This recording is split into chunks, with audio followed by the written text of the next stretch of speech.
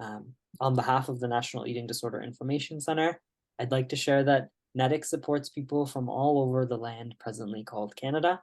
Our office is located in Toronto, on land described in the Dish with One Spoon, a wampum belt covenant between the Anishinaabe and Haudenosaunee that bind them to share the territory and protect the land. Indigenous peoples of many nations have lived here for at least the last 15,000 years, and we are all treaty people. For colleagues here who are not Indigenous to this land, this acknowledgement is a reminder to appreciate and recognize how our relationship with the land, physically, mentally, emotionally, spiritually, is interconnected with how people experience disordered eating, diabetes, and health, and experiences of racism, of intergenerational trauma, of settler colonialism can have really powerful negative impacts on health.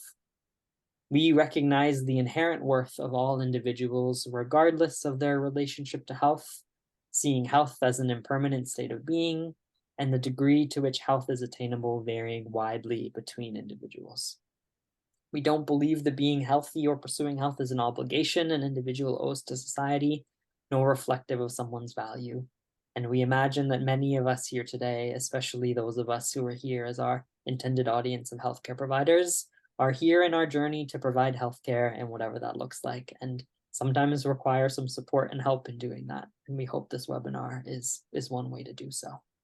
With respect to the relationship between eating disorders, diabetes, body image, health, and Indigenous peoples, I will share a few resources in the chat that folks are free to use and click through. And I will turn ourselves to our formal proceedings. Thank you everyone for being here. My name is Ari Maharaj. I use he, him pronouns, and I'm the Outreach and Education Coordinator for the National Eating Disorder Information Center. We're proud to co-host this webinar alongside JDRF Canada. And before I pass it over to Amanda to share a little bit more about JDRF Canada, let me share a little bit more about NEDIC. We're a Canadian charity that has been helping people affected by eating disorders since 1985 and operate a national toll-free telephone helpline, as well as an online live chat program, which provides support, information, resources, and referrals to people who are affected by eating disorders and those who care for them. You do not need a diagnosis to contact us. It's an anonymous, confidential service, and anybody can reach out. If it's a concern for you, it's a concern for us. We also have a chance to deliver prevention-focused workshops to youth and facilitate professional development in person and online across the country through our community education programming. If you have questions, don't hesitate to send me a private message through Zoom. You can find my name probably near the top of your participants list, or email nedic@uhn.ca. And I will toss this over to Amanda. Hello, everyone. My name is Amanda Haleman. I use she, her pronouns, and I'm the National Manager of Mental Health Programs at JDRF Canada. And I will be your moderator for this evening and co-host from JDRF along with NEDIC. A little about JDRF is that we are the leading global organization currently funding type 1 diabetes research. And the goal of this research is to improve the lives of all people affected by type 1 diabetes by accelerating progress in the most promising opportunities for curing, better treating, and preventing type 1 diabetes. In late 2021, JDRF Canada launched its mental health strategy in an effort to fund new research in the area of type 1 diabetes and mental health, to help close knowledge gaps among mental health providers in this area, and engage with the type 1 diabetes community as well as their healthcare providers to increasingly bring mental health care into everyday diabetes care. Two major initiatives to support this include collaborations with Diabetes Canada, which is the Mental Health and Diabetes Training Program, which is available at learn.jdrf.ca, as well as the Mental Health and Diabetes Directory, which is available at directory.jdrf.ca. We also do have some resources available on jdrf.ca for healthcare providers under the section titled Information for Healthcare Providers, which is specific to type 1 diabetes and mental health, and also includes an electronic brief on recognizing disordered eating in people with type 1 diabetes. Just a few housekeeping items before we start. As Ari mentioned, you will notice that the chat is open to everyone. If you have a tech question, please send a message to Ari. You can select his name specifically in the chat to send a private message. If you have any more general questions or comments, please do use the general chat. We may turn it off if it becomes too distracting, but we hope we will be able to keep it open. During the presentations, you will not be able to unmute yourself, but we will change this during the Q&A, and you will be able to unmute yourself and ask your question, along with the chat function as well. The panel discussion is being recorded, and a version of it will be available on the JDRF and NEDIC YouTube channels. We do have 3 fabulous speakers who will be presenting to you today. During this time, like I said, feel free to send questions in the chat, and then afterwards we'll have some dedicated time for Q&A, where we do recommend using the raise hand function to ask your question. Just a reminder to everyone that please do whatever you need to do to take care of yourself during this webinar. You may find that surprising or difficult emotions come up. Ari will be available to chat to provide support if you need. And if you do live with type 1 diabetes, please make sure you have a snack or juice readily available. And just some final guidelines around languages is that the panelist and moderator have all been asked to speak from an I perspective and not to make assumptions about others' experiences. Facilitators only represent their perspectives, and there are others missing here. And without further ado, I will pass it over to our presenters. Thank you so much, Sylvain. He or him are my pronouns, and I'm very pleased to be here today.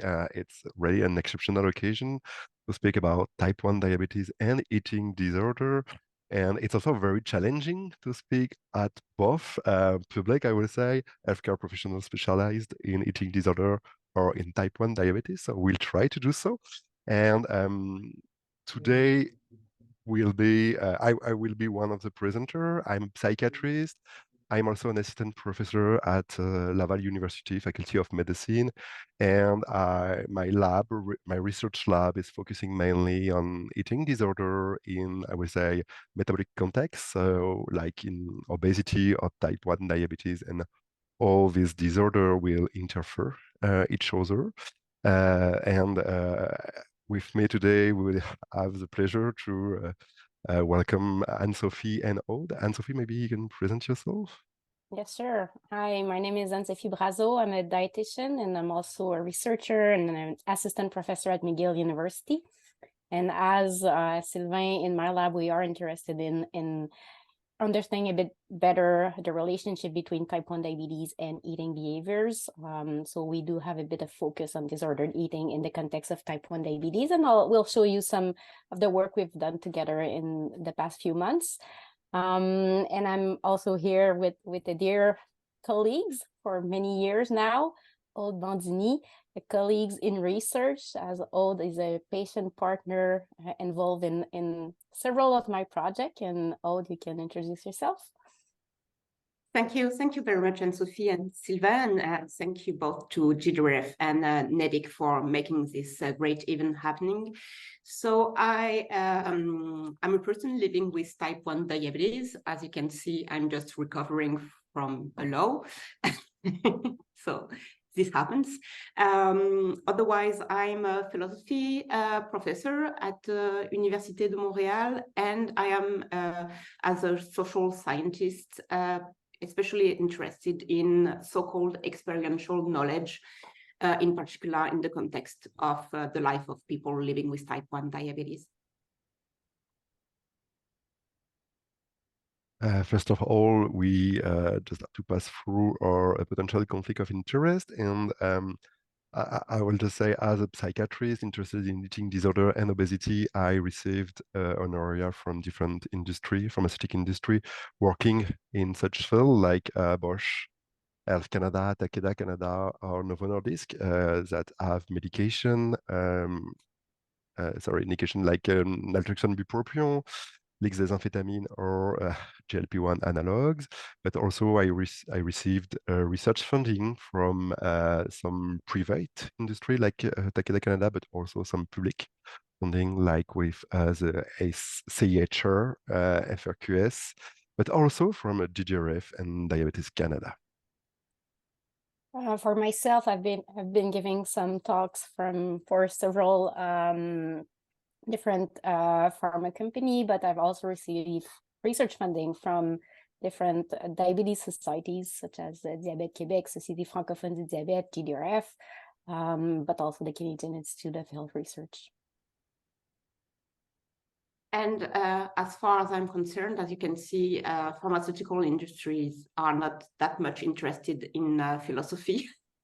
So I don't have a conflict of interest in that regard, but still I got research funding from public institutions like FRQSC, SHARC, and also GDRF.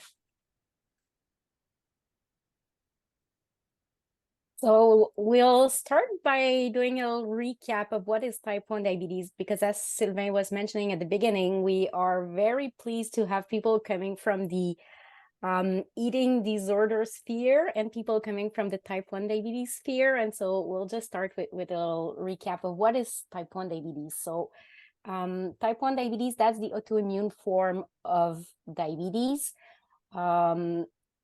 We used to say that it was the diabetes of children. However, that's the diabetes of people from all ages. It can be diagnosed during childhood. It can be diagnosed during adulthood. And we also need to remember that all those children grow up and becomes adults at some point. So it's the diabetes of everyone, but that's the diabetes of people that will require insulin therapy really early on to manage their blood glucose. It's about 300,000 Canadians living with type 1 diabetes, and we see those numbers increasing by about 4% per year. So there's about an incidence of about 4% per year. So glucose management is key in the context of type 1 diabetes. And to do that, to try to maintain blood glucose in a level that will allow to avoid any, or as much as we can, acute and chronic complication of diabetes, we need to have close management of the insulin that we administer, that we look at our blood glucose values. So we do monitoring of blood glucose. We need to do daily self-management. So at every meal, we have to think about what are we eating? Are we going to exercise? We need to take into consideration several factors that may affect blood glucose to help to know how much insulin we need. We can inject insulin using insulin pen. We can use insulin pump, and we also have insulin pump that are connected to sensors, and the sensors can provide information about blood glucose, or some people will have to prick themselves to know their blood glucose. So there's a lot of daily management of diabetes very early on, and that the person will have to take ownership of this management of this condition. And why we want good control is because we want to avoid both acute complications such as diabetes ketoacidosis, which is often how we first detect that someone has type 1 diabetes. So or severe hypoglycemia, or just hypoglycemia or severe hypoglycemia, which would be a consequence of having blood glucose dropping too much. And there's also all the chronic complication that comes with time, and that we know that we can prevent the development or delay the development by having a tight control of blood glucose. So it's a challenging condition to live with type 1 diabetes. And that may also explain why we do see a lot of disordered eating and eating disorder in type 1 diabetes. And we'll talk about that in a moment. And Sophie, one thing I learned by taking care of people living with type 1 diabetes is also that as a difference from other chronic condition, in type 1 diabetes, even if you do the same things as usual, the response can be very different of your blood sugar, and this can be quite a very insecure for our patient. And I think as mental health care professional, we have to be really concerned about how the patient is experiencing his own disease. It's very person dependent, person different regarding each one, and it's also, I think, quite specific from the other disease. So we have to be very curious and learn a lot from our patients in type 1 diabetes. I think it's like a new field to go inside and to learn. But speaking of sharing and learning from patient, I think we will let Aude told her explaining us her story. Thank you very much, Sylvain and Anne-Sophie. So this is an individual story by many standards there are several aspects that are perhaps just individual, but please do keep in mind that while I'm a white, cisgender, heterosexual person, and I'm coming from France, so excuse me, I apologize for my accent. But of course, you can imagine from what I'm about to share what could be the other challenges that other people living with type 1 diabetes, what they might experiencing. Okay, so I was diagnosed some time ago. I don't know whether I want to say how much time, but I was diagnosed in 1991, so you do the math.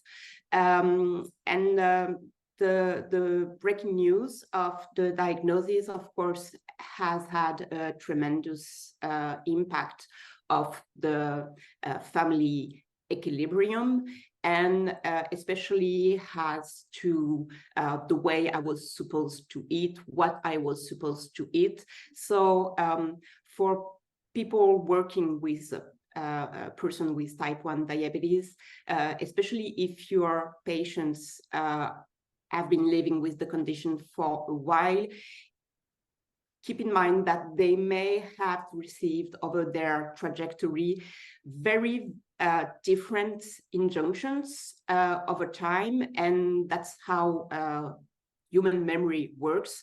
Some phrases or some words can be not, well, devastating at times, but it sticks to your memory. So keep in mind that when you encounter them, they don't come with some kind of a blank sheet of paper. They have encountered a lot of interlocutors over the years, and sometimes we stick to preconceptions that are completely outdated. As far as I'm concerned, so the introduction of dietary regulars has had as a consequence a rapid weight gain, and plus I was at the beginning of my teenagers years, so I gained weight, and it was very hard on me and on my family as well, because I don't know whether I was very bad, but I did not have the resources at that time to overcome the challenges of regulating my blood sugar levels. Continuous glucose monitors did not exist at the time, so technology was not as efficient as what we do have now. And as I mentioned, well, for every family, I guess, having a child getting sick can elicit a lot of crises and sometimes tensions that were there already, but that would go, that would just explode somehow in the context of having a child with a chronic disease. So we tried, my parents and I, and especially my mother, tried to stick as diligently as possible with the successive diets that I was prescribed. And pretty quickly, the issue of the weight gain came in the front scene. So I started to diet, and as you probably know, a lot of diet and food restriction may be efficient in the short term, but it ends up in a weight regain. And I started later in my teens to develop what I can now retrospectively diagnose as bulimia, and my way of compensating for the extra food intake was self-induced vomiting and the use of laxative and huge exercise and physical activity and so forth. And at 17 years old, everything there led to bad consequences, and I ended up in ketoacidosis because I just stopped to take my my insulin.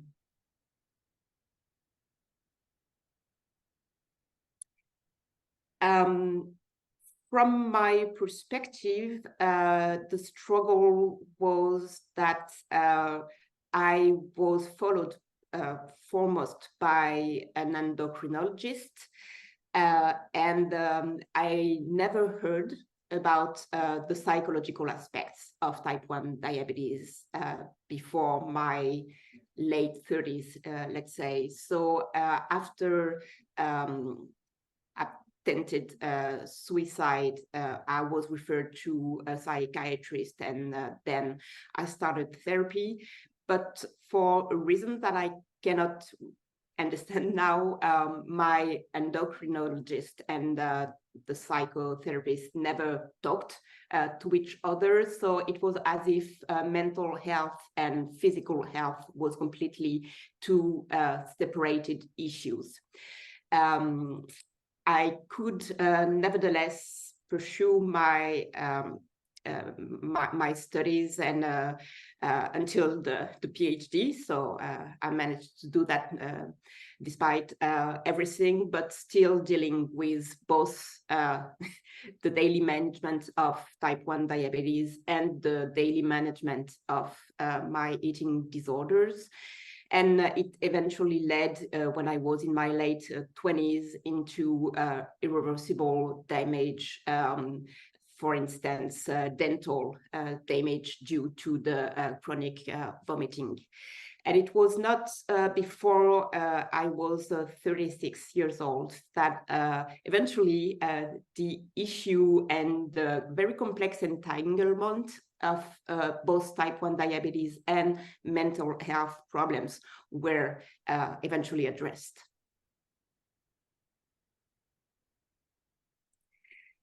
So what I can say, and I think that might be generalized to a lot of people living with type 1 diabetes, struggling with healthcare issues, that one of the main challenges was the relationship with healthcare professionals. Healthcare professionals at that time, but that was not so I know that it does still exist. Healthcare providers, in my experience, were very poorly trained, and even if they wanted to be helpful or benevolent, they had no idea about what I was experiencing, and the idea of, for instance, practicing intuitive eating was just a no-go for me, because I have to count carbs, and you patients with living with type 1 diabetes cannot have some kind of naive relationship regarding food, because food is always seen and envisioned through well, the macronutrients and the micronutrients, how much carbs, how much proteins, how much fats, and so forth and so on. What I felt was disempowering was also that the approach, especially in the diabetes team, the approach was exclusively focused on numbers and glycemic control. So what I experienced was showing my little notepad with all my numbers, and the physician would take a red pen and underline everything that went wrong. And I can tell you a lot of things went wrong. So I always came out of the physician's office with a kind of bloody notepad. And it really felt that I failed my examination on diabetes.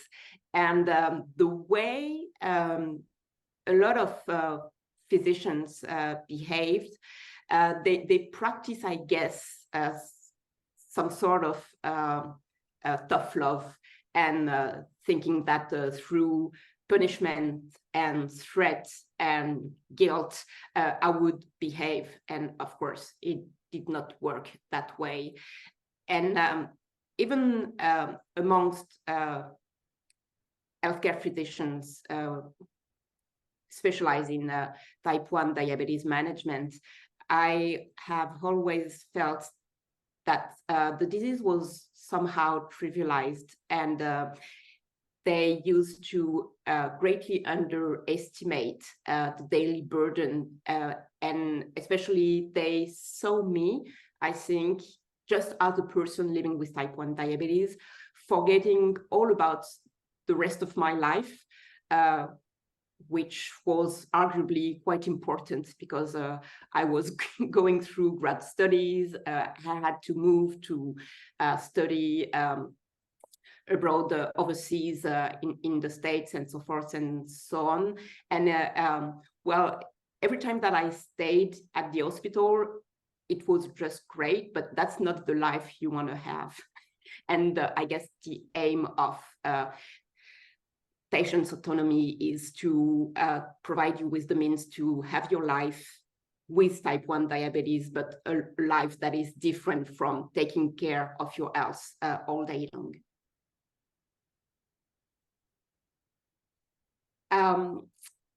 In a more personal note, and I think that might be also helpful to recall for healthcare providers, diabetes does not only affect the person living with it, it affects his or her family, it affects friends, partners, and so forth and so on.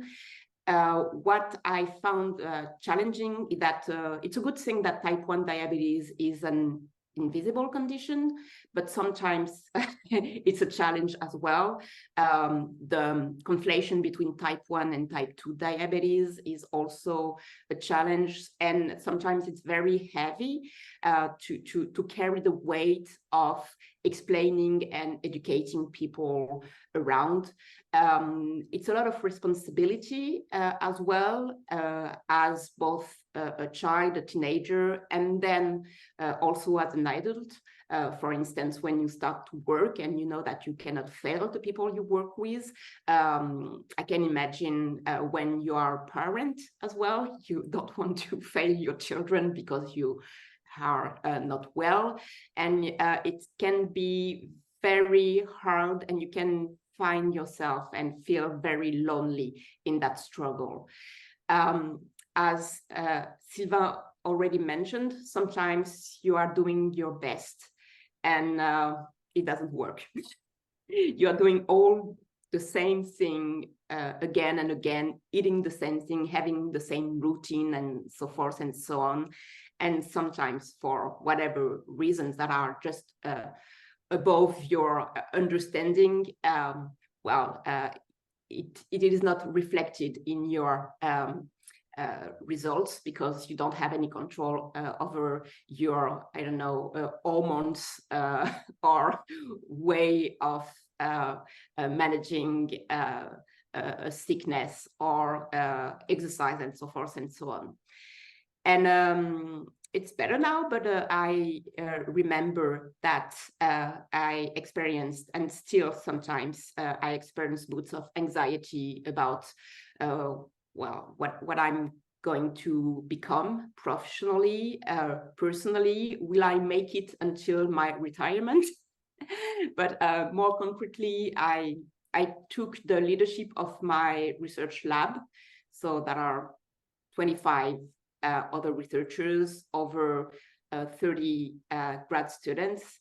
And well, I have to be there. And that's something that is pretty challenging and hard on the day-to-day. And of course, as I age, there is the fear of the emergence of complications. So on a more optimistic note, well, and I guess that that's the case for everyone who is lucky enough to have access to it, but the new technologies that are available, especially CGM's continuous glucose monitoring, that made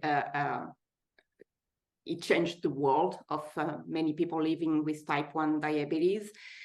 And especially what helped me and relieved me from a huge load of guilt, is that I got informed and I learned about the interaction between type 1 diabetes and eating disorders and other mental health issues.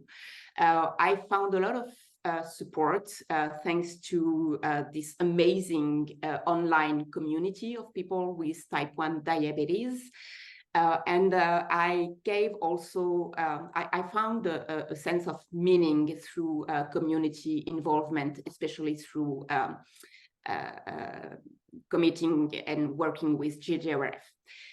And what helped as well was the acknowledgement by my significant others of the complexity of the disease and of the treatment, despite the fact that usually I do it alone and I don't really share or do my stuff. I don't easily come out of the of the closet, but here I am today. As to the relationship with healthcare providers, can you go? Yeah, thanks, Sylvain. It took me a while to understand that I could team up actually with my diabetes team, and that they were great supporters, at least in the extent that we were in agreement about what were the objectives, what aims, what are the direction that we want to work in. So we need to be very clear about what each of us expect in terms of health outcomes.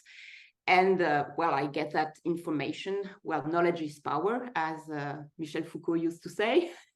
And I think that it is the case for people living with type 1 diabetes, but also for professionals. And it would be very amazing if people working in endocrinology and management of type 1 diabetes could team up and share what they know, what they experienced with their fellow and colleagues in mental health care. And this is because as I told you earlier on, sometimes you do your best life, you do the best you can and it doesn't work, but sometimes it works. And that's in the community of people living with type 1 diabetes, we call it having found a unicorn. So that's when your blood sugar levels are within the target range for a day long. But it happened to me, as far as I can tell, it happened to me once in a lifetime. So hence the term unicorn. You can never be sure that you're gonna have one, but it was the attempt. Thank you so much, Aude, for all this testimonial and this, I would say, all of this information to learn and to keep in mind for us. And as you mentioned, type 1 diabetes is so closely related to daily life, to eating behavior. And what also touched me a lot in your testimonial is that, you know, you try to do your best as a children, you know, and your parents never deal with type 1 diabetes, so they do not how to cope with this disease. And the only people that will give you a mark for this, a quote, is your endocrinologist. And as you mentioned, with this red pen, you know, you're a good person because you have good blood level. And this, you know, it's just crazy for me to just. I could tell you about how much time I left the physician's office crying. Yeah, sure. I can imagine, you know, it just crazy. Only way to define a good people is just to have good blood level. It's crazy. So we can understand that this is impairing as a relation to food.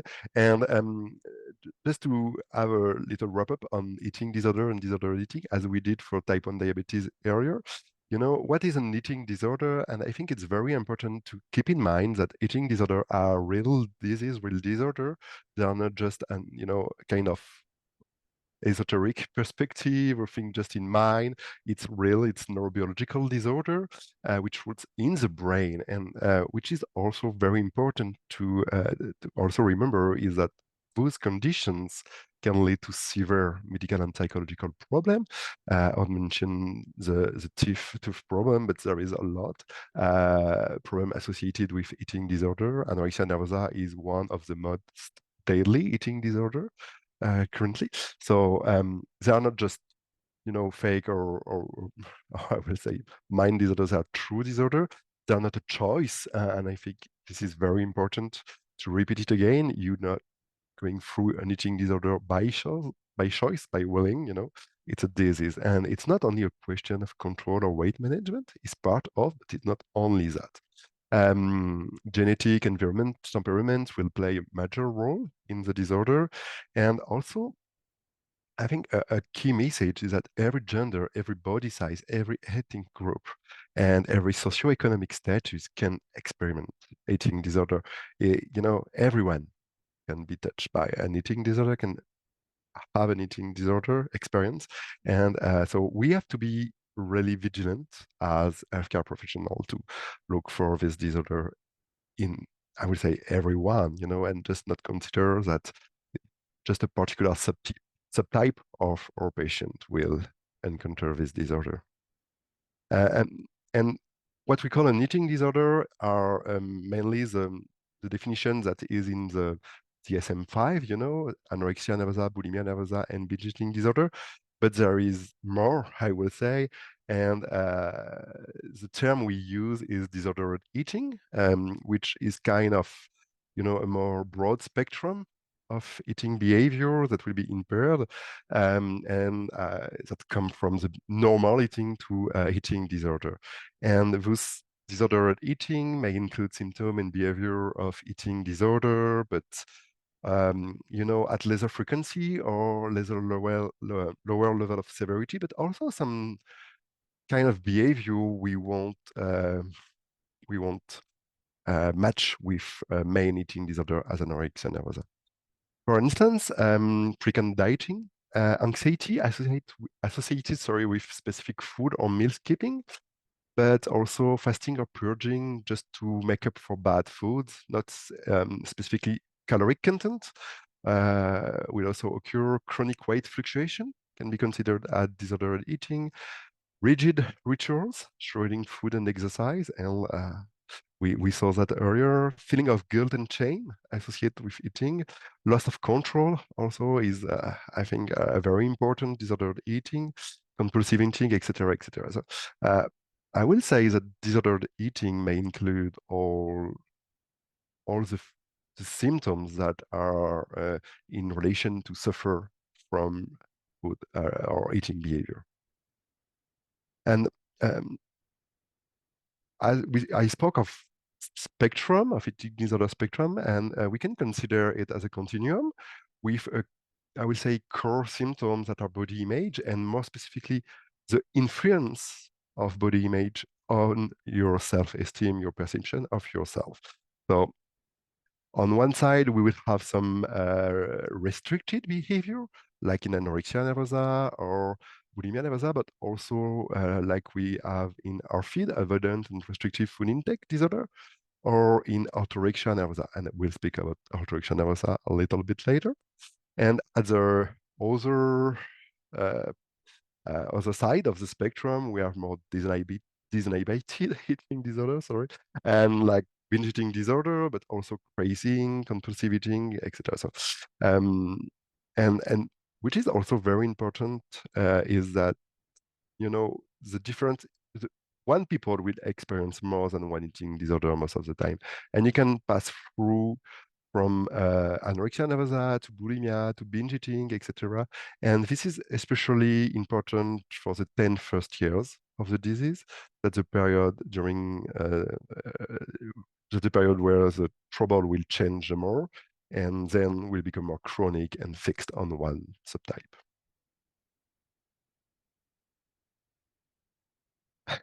Sorry, I was on mute.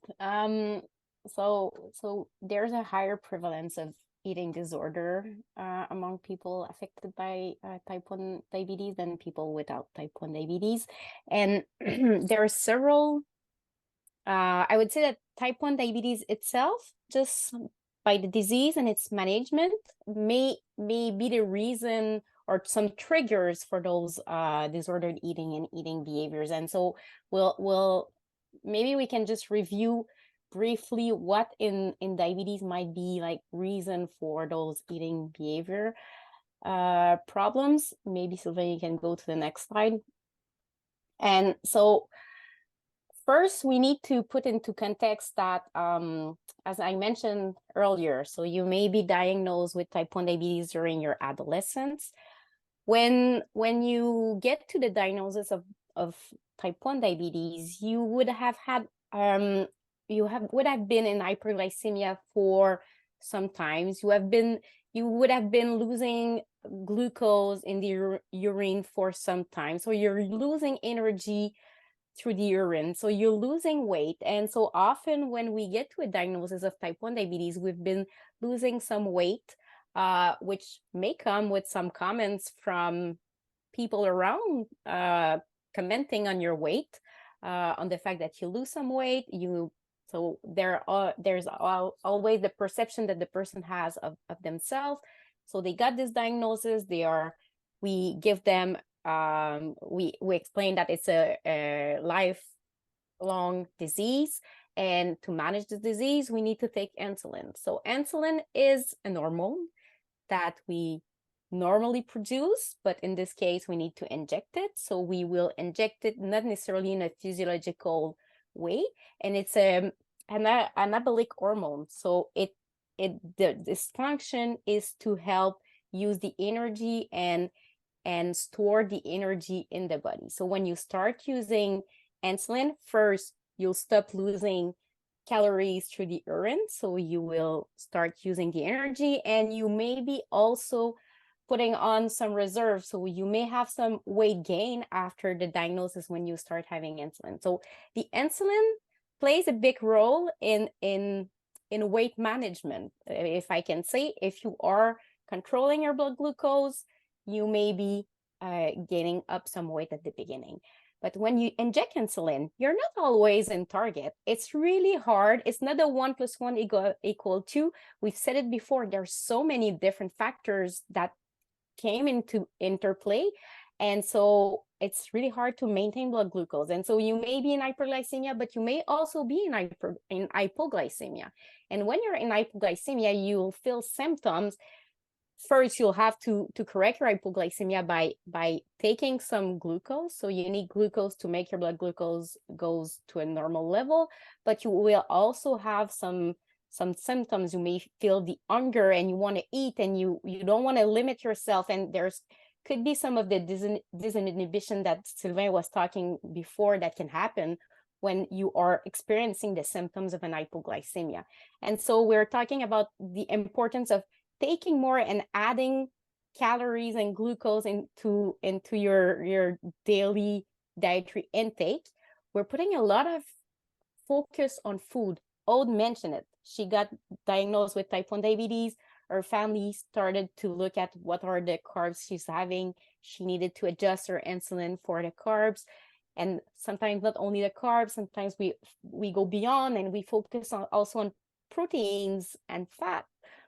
And so at every meal, we are looking at what we're going to eat. And sometimes the patient may receive a lot of pressure to make sure that they are very precise with carb counting. And that, again, a bit like Aude was saying with the red pen, like noting all the errors can also be very detrimental for the person who's trying to do their best. And sometimes it will also make people make not necessarily the most healthiest choice because we want to ease the carb counting. And so the relationship with food may be complicated, and we put a lot of emphasis on it right from the beginning. And we can use the insulin to try to play with our weight. And that's what Sylvain is going to show you right at the moment. Sorry for that. And speaking of weight, and this is just kind of a key message I like to repeat and repeat and repeat. Please never comment the weight of people. Even for me, who is working in eating disorder and obesity field and bariatric surgery field, I never comment weight, even in a positive or negative way. You never know. You're never not aware of what is behind the weight change. So please just avoid commenting weight. It's never a good idea. Okay. Just kind of earth message. But so insulin restraint, and you explained to us that you can prevent yourself from using insulin in order to control your weight. And this is very interesting because when I start to interest myself in this field, I learned that almost 2 out of 3 patients with insulin recur diabetes will have already omit to take insulin to lose weight. And this kind of important data that is really often announced in different conferences. And as a quite obsessed guy I am, I go to find the source of this information. And it's very funny because it just finally an abstract, poster abstract in a conference. And so it's not I will say a full publication. So we really need to improve our knowledge regarding this prevalence. And which is also very interesting is how the brain will select information, because in the same abstract, we also learned that people with type 1 diabetes, insulin recurring diabetes, because it was both type 1 and type 2 diabetes, people will experience dietary restraint, 1.5, binge eating, 32%, vomiting, diet pills, laxative, or diuretic use were also very frequent. But so I will say, just please ensure yourself to have the good information, and we do really need to research more in the field. And what we know regarding this risk factor for intentional insulin emission is that women are more, it's occur more in women. Depression is a risk factor, weight concern, as mentioned, anxiety, low self-esteem, low self-esteem, sorry, but also difficulty with management, with diabetes management will be a risk factor for this insulin omission. Oh, sorry. Okay, and how does it work? Insulin deprivation will prevent glucose entry into the cells that make your body use other substrate like fat or protein in order to get energy, and you will lose glucose in your urine, so you will lose weight, and our brain is kind of lazy. So as soon as he learn an efficient behavior, he will train to reproduce it and again, even if it's damage yourself. So this is a case here because indeed your insulin deprivation will make you lose weight, but it's also you will increase your glycated hemoglobin, thus your complication and thus your mortality rate.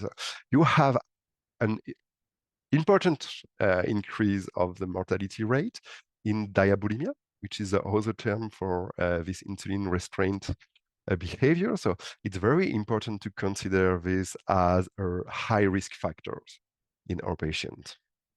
So I would say even if it's just one time you omit your insulin to lose weight, it's already like a red flag.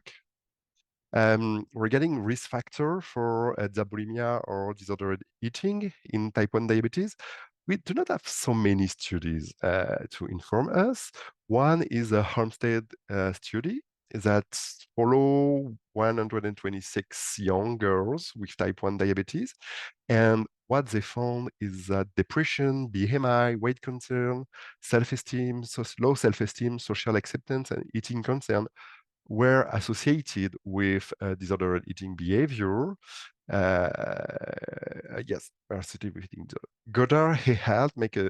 Made a scoping review of 56 study, and they found something very interesting is that in type 1 diabetes condition, or in people living with type 1 diabetes, the prevalence of eating disorder were not so different regarding the gender. And this is some kind of unexpected because anorexia nervosa is really higher prevalent in women. Bulimia nervosa is also higher prevalent in women. So, it's kind of a bit different. And this is still controversial because some study found very same rate between men and women, gender or sex, and other studies are like seeing more women, and who we set in our data. And finally, our colleague in 2021 reviewed the literature again and found that the most concerned or the most exposed to this risk factor are the younger women, and the younger women you are, the higher you have an impact on of these risk factors. So depression, weight concern, body dissatisfaction will be very prevalent among these young girls or young men. So we were interested in knowing among the Canadian population what was the rate of insulin omission to lose weight. And so we have looked at the data from the Better Registry, which is a Canadian registry of people living with type 1 diabetes. And within the registry, we have a question where we ask if someone has ever used insulin omission to lose weight at any point since their diagnosis. And so if you go to the next slide, Sylvain, so we look at the data from the first 1,000 for 1,000 participants, a bit more. And overall, it's about 7.2% that admitted having omitted insulin omission, omitted insulin at some point to lose weight.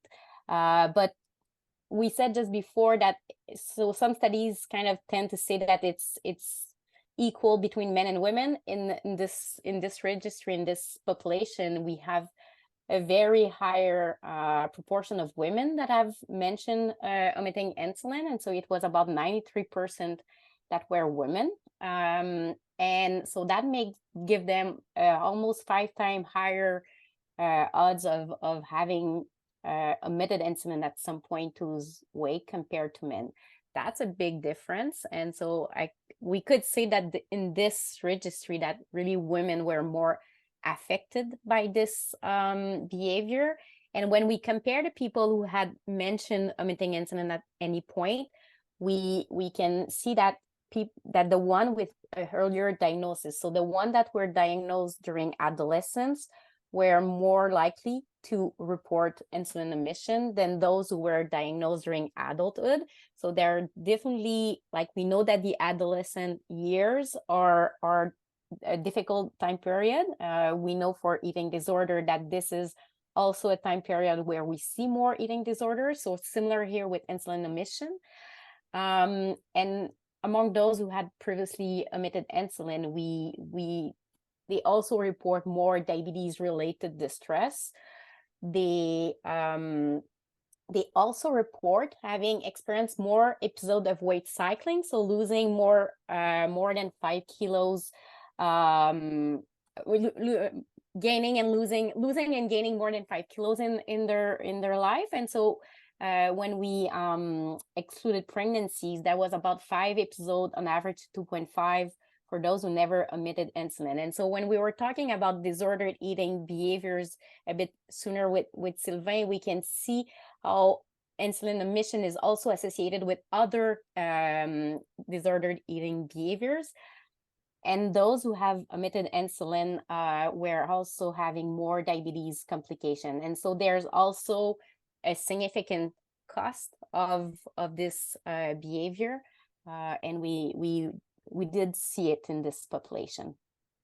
And so we also look at what they are eating right now. And so when we look at their 24-hour recalls, people who have a history of insulin omission tend to eat more calories than people with no insulin omission, even though it's mainly women here. And so that was quite surprising. But what you can see is that it's mainly higher proportion of fat. So they might be restricting, they might be more debate about fat intake and also alcohol intake. And so we were very surprised, and there's very few literature to inform us about like current eating patterns in those people. And so I think there will be more to learn here, but it's you can see that having omitted insulin at some point in your life may be associated with more inadequate behaviors in the future. And among the behavior we are interested in and we want to speak a little bit about today is orthorexia nervosa. It's kind of, an emerging eating disorder, even if it's have been described for a long time. But orthorexia nervosa is like the conjugation of two terms, ortho, right, and orexia, appetite. So orthorexia nervosa is kind of strong preoccupation with eating behaviors. And from this preoccupation will result in rigid and inflexible rules that will, put the people in a jail, in a cognitive and behavioral jail. And the compliance for these dietary rules have an excessive influence on self-esteem. And those we will observe consequences with orthorexia nervosa, especially regarding emotional distress, anxiety, and psychic distress, I would say. And which is very interesting is that in the general population, orthorexia prevalence is estimated around 1 to 7%, and with the same proportion of men and women. And we wonder about type 1 diabetes, and in a population that is exposed to, I would say, medical rules regarding their eating, and I would say medical pressure on the rules regarding eating, what's happened, and the prevalence rate of orthorexia nervosa is just incredibly high, with 13% of adults, but up to 80% of teenagers and children are experiencing orthorexia nervosa traits in type 1 diabetes population, people living with type 1 diabetes. So, it's a very high rate, and we have to be really concerned about how we can prevent such a distress in our patient. And I think this is kind of a real prevention way or opportunity. So just you can go to the next slide already, Oh, but sorry, yeah. if we talk about prevention, I think as dietitian, I'll talk about myself, but I'll speak for myself, but other health professional as well. I think what we've been hearing since the beginning of this webinar is that I think we need to be flexible. We need to have a non-restrictive approach to nutrition. And it's often kind of contradictory to what we are aiming to do to really match insulin with the foods, but I think we need to find ways so it's not going to limit the people living with type 1 diabetes. We mentioned that before, but the weight neutral approach to health is very important. And so we shouldn't focus on weight so much, rather having appropriate nutrition, good nutrition, and we need to individualize our recommendation. It's not one size fit all. And so we need to listen to our patient. We need to listen to their worries and to their belief, and because we need to individualize what we're doing, develop this relationship with our patient. I think it's important that they feel comfortable telling us about their struggling as well, what they're struggling with.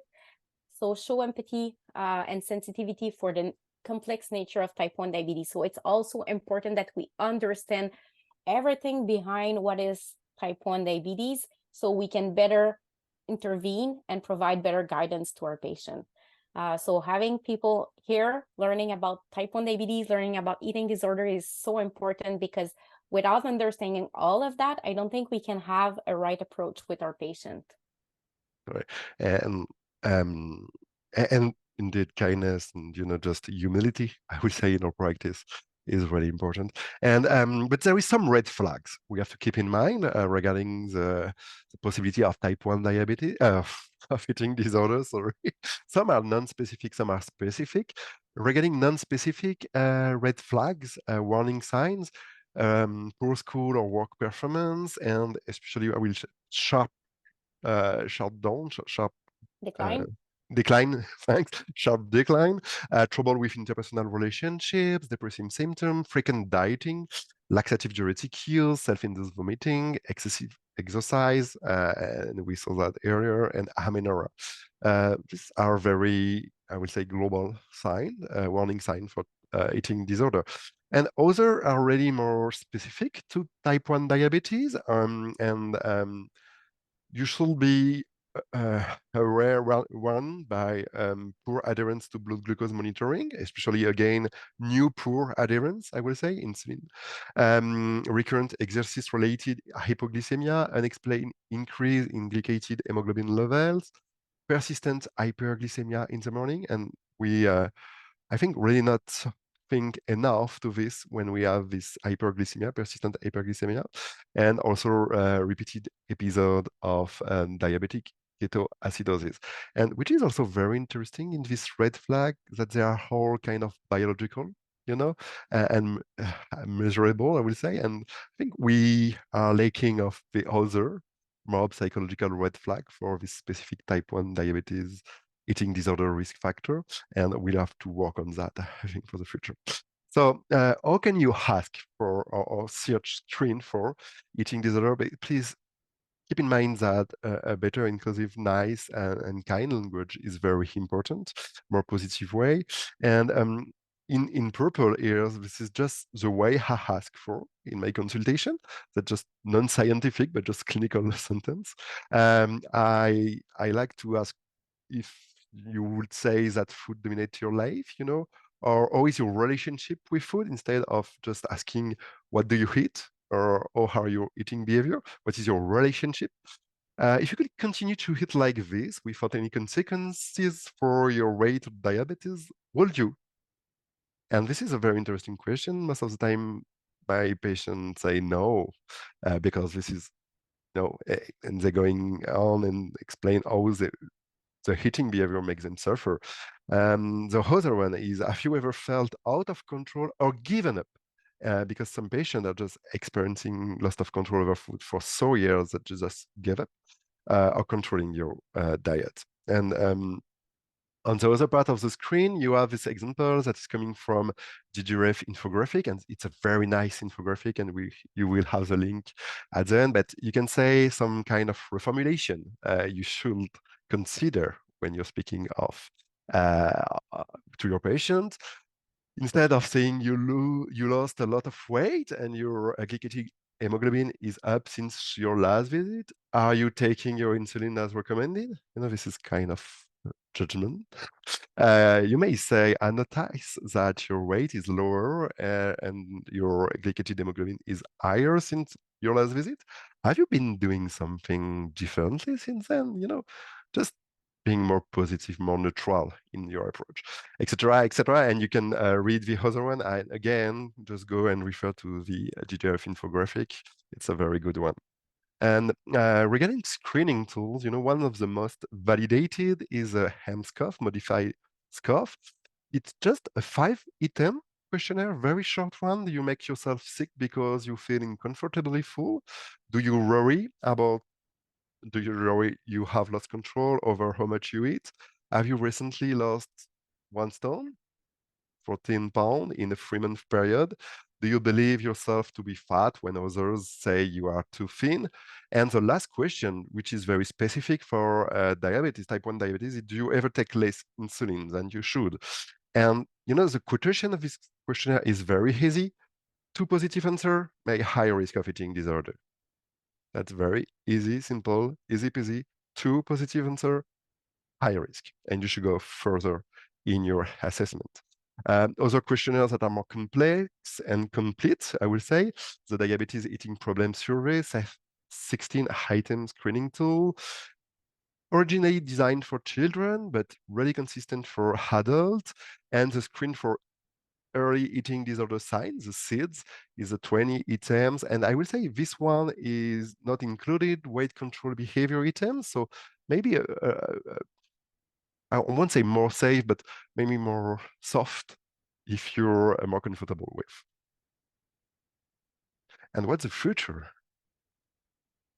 So Sylvain and I, with our student, especially with Courtney, we've been talking a lot with about what's the future of eating disorder and disordered eating in the context of rapid change in type 1 diabetes therapies and technologies. And so we believe that with the new automated insulin delivery system, where the continuous glucose monitors speak to the insulin pump and adjust insulin with less involvement, and I won't say no involvement, but with less involvement from the person, that might bring some changes in the relationship the person may develop with food. And maybe we also need to change again how we approach nutrition at the beginning at the diagnosis, especially when we say that it will last for longer. And so we have done a systematic search, a scoping review with a systematic search of the literature, and we can tell you that there's not a lot of researchers that have looked into that question. We found 7 studies. AID, automated insulin delivery, may influence eating behaviors, but the evidence was very limited. And so it may reduce the burden of having to accurately count for carbohydrates, and so less focus on food. But there is potentially also a risk of disinhibition with going into those technologies. So we are not too sure where this will go, and I think we need more studies, more people interested with this question. But in your practice, when you have someone with type 1 diabetes, it's important that you discuss with them how they manage their diabetes, what kind of technology they're using, because that may also bring a change in how they manage insulin and food. And so that's just a little play on how in the future we may see changes in eating disorder in type 1 diabetes.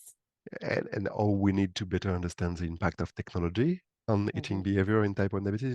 For instance, pump is often contraindicated in eating disorder, but to my knowledge, there is no real lot of Reason. evidence Yep. to that. So we really need to work more on that.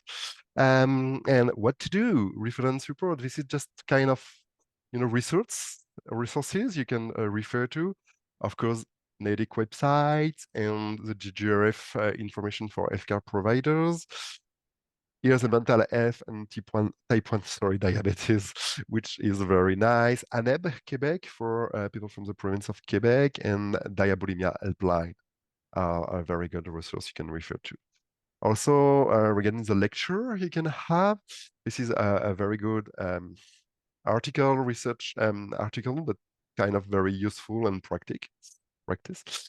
And also, to conclude, I think, I think there's three key points here. I think we need, as healthcare professionals, to acknowledge that there's a disproportionate risk of disordered eating in people with type 1 diabetes. I think we've made this evidence today.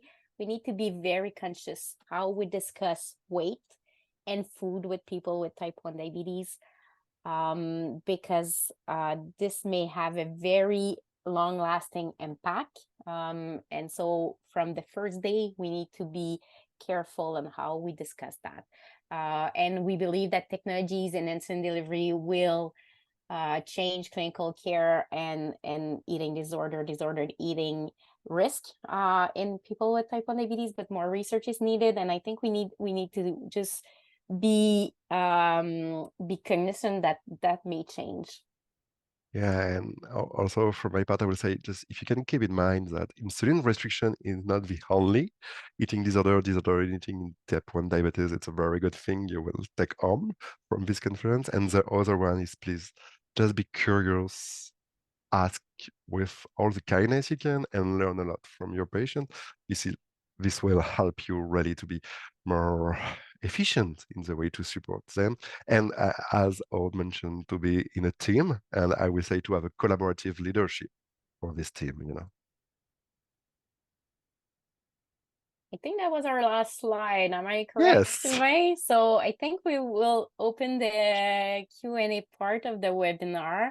I hope you enjoyed the talk and that it was informative for your practice.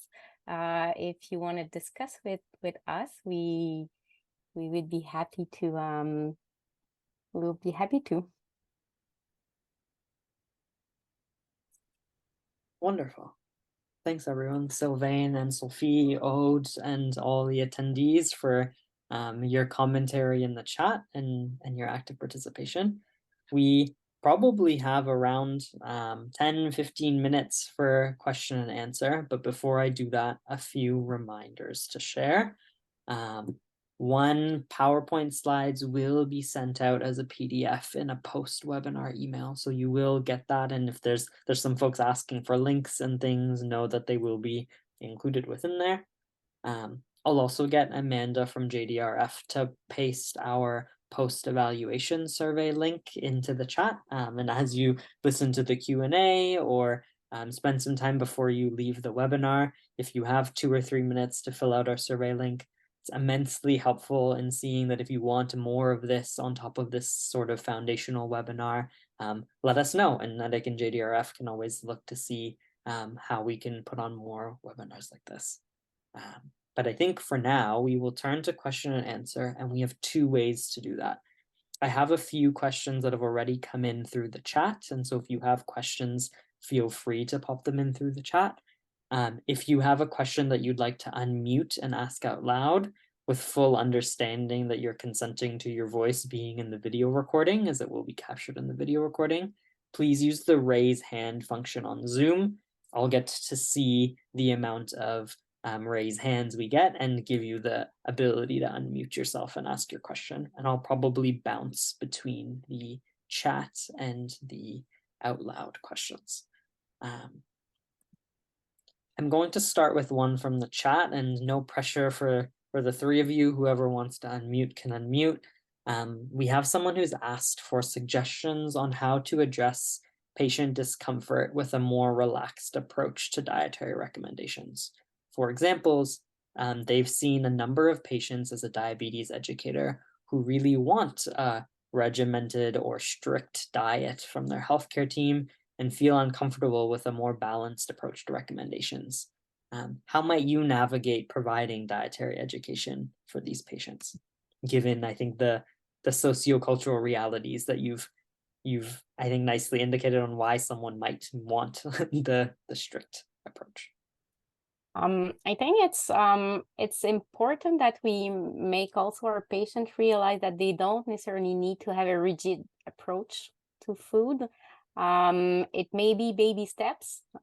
It's maybe trying after several meals, trying to be more flexible, to include more or different foods in their diet, realizing that there might not be such important consequences and not being so rigid. And again, it talks about what Aude was saying, that the way we first teach diabetes management will have a very long impact on people. And so, yes, we may need to change and to change how people are doing it. And I would say just go baby step and go one meal at a time, and just try to make them realize that they are not going to become all uncontrolled because they are not as focused for one meal. And with the fact that they can see their blood glucose sometimes more easily, and they can be safe without having any lows or highs after a meal, we need to have little success, so we change the behavior. So I think that's what I would suggest. And maybe Sylvain, you have more to say. On the other one, we can just respect also people that want to be like very, we say, informed and very drive the way they hit. But I will say, as mental health care provider, that anxiety might be behind this type of request, and we should assess for anxiety, general anxiety disorder or obsessive compulsive disorder, and just to explain the patient that, okay, being too restrictive, being too I would say too rigid won't really help the anxiety that is here, and we have to work on this side. But we can tolerate both for a time, but I think we have to address anxiety in this case, I would say. If I may just jump in, it's very personal. My feeling is that, as far as I'm concerned, having rather strict rules is helpful because I don't have to think too much. And I get that it might be different for everyone, but having rule of thumbs and regularity gives you the opportunity to put somehow the disease behind. So it's always a trade-off. How much are you ready to invest in the management of your glucose levels? And sometimes when it is worth it, I want to have that pizza party. Okay, I'm gonna deal with that. Do I want to have alcohol? I know I'm gonna pay for it somehow. Sometimes it works all well, and that's pretty fine. But as a person living with type 1 diabetes, I've always felt that the idea that you can eat whatever you want as far as you are policing accordingly, that's a lie. It doesn't work that way, at least in my experience. I really envy people who are able to do that, but for me, the objective is to think as less as possible about the disease, and sometimes having strict recommendations are pretty helpful. Yeah, I feel like, Aude, you've spoken to like the person-centeredness that's required. I was going to say we need to individualize our care. Right. And then Anne-Sophie and Sylvain, I've heard you both say the like concept too of like laddering. So like if someone is starting off really strict, and we're wanting to introduce some sort of flexibility, like Aude's pizza parties, how it doesn't mean we have to jump from completely strict to completely flexible, but working our way to introduce some form of flexibility. And as someone noted in the chat, like empowering folks with the tools to handle different types of meals and different strategies for different cases, because ideally we probably need a toolkit, and it's not just one approach that's going to work every single time. So thank you all for adding that. I've got another question, and this one's directly to Aude, but like no pressure if you feel like you want to pass, and I think all three of us can also add to it too. This person's wondering, how can you handle to continue and stay motivated to take care of yourself, preserve your self-esteem, and continue to take care of the indicators of your insulin level and food intake if the results were not in the norms? Like they're saying that the unicorn moment probably can't be special enough to motivate you every day. What is that every day like for you? That's a tough one. I would say don't put all your eggs in the same basket. And I can find a good strategy for me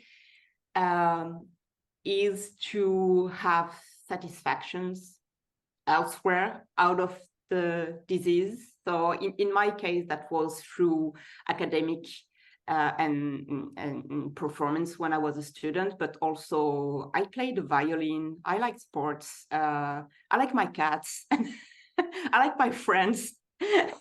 and so forth and so on. So even if it's not related to diabetes, and especially if it's not related to diabetes, well, I perhaps pardon my French, but perhaps I suck at diabetes, but otherwise I'm a decent person.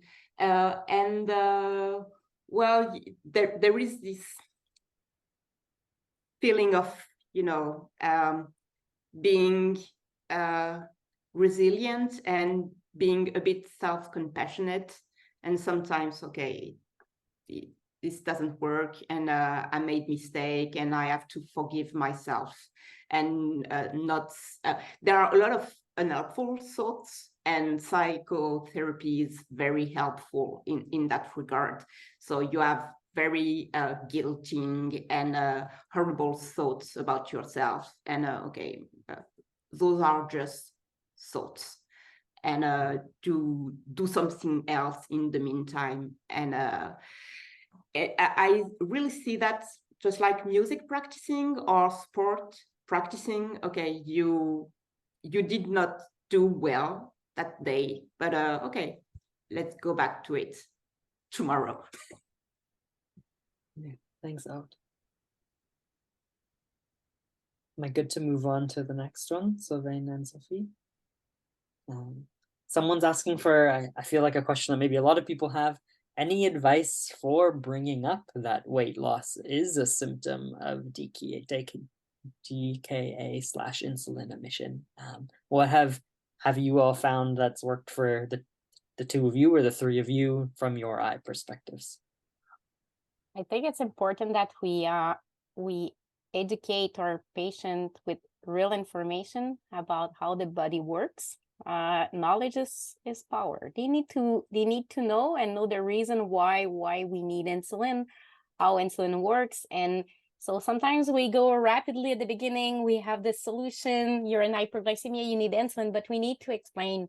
We need to take the time to explain how we use the energy to have good energy level, to be functional every day.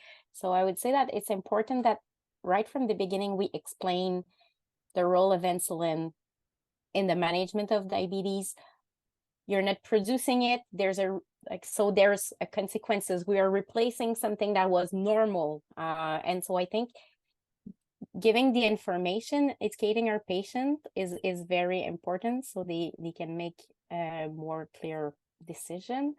And sometimes just explaining with some images how like the glucose goes directly in the urine if we don't have this little key, and so just explaining how it works. And I will say also just not focusing on weight loss, but what's the impact, the perception of such a weight variation. And it's very important just to explore that with our patient? Do you feel comfortable with this weight variation? Is it difficult for you? Do you perceive yourself as different when you do this? And sometimes by doing so, you will just find that indeed weight loss is just maybe a symptom or a surrogate marker, and that the body esteem, the self-esteem is more lower than you think, etc. So just really be again curious to what this weight change mean for the people in front of you, and just not consider that you're right by knowing that is good or bad. Yeah, thanks, Sylvain. Would anything you want to add? Okay.